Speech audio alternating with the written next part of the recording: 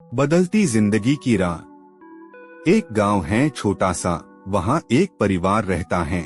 निशा के परिवार में माँ, पापा, उसकी 3 बहन और 2 भाई हैं। निशा सबसे बड़ी है, पढ़ाई में बहुत तेज है। इस टाइम निशा 5 क्लास में पढ़ती है। स्कूल में अध्यापक निशा की बहुत तारीफ करते हैं। निशा स्कूल के हर फेस्टिवल में बढ़ चढ़ कर भाग लेती है। जब भी एग्जाम रिजल्ट आने वाला होता है, तभी निशा माता रानी को याद करती है। वो और उसकी दोस्त बारी बारी माता रानी से प्रार्थना करती हैं कि हम पास हो जाएं, हम पास हो जाएं। होता भी वैसे ही, क्योंकि विश्वास बहुत बड़ी बात है। यहाँ पर निशा की पढ़ाई गांव से पूरी हो जाती है।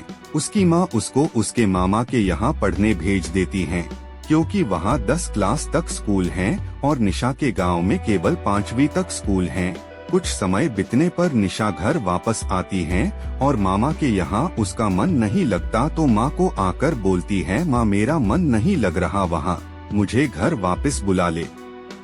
लेकिन माँ ने उसकी आंखों को नहीं देखा, नहीं कुछ पूछा कि मासूम लड़की है, मन क्यों नहीं लग रहा।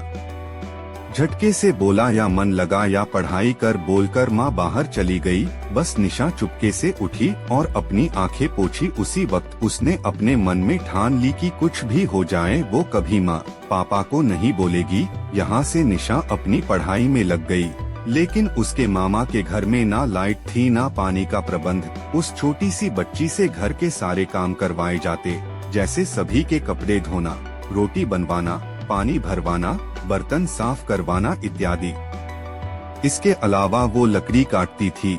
अगर आधी छुट्टी में घर खाना खाने आए तो उसको खाना नहीं मिलता था, मिलता केवल काम की गोबर पड़ा है, उपले बनाकर जाना। ये सब देखकर निशा ने घर आना छोड़ दिया। अब रोज वो आधी छुट्टी होते ही पास के माता रानी के मंदिर जाने लगी और वहाँ से मिले प्रसाद से अपना पेट भरने लगी।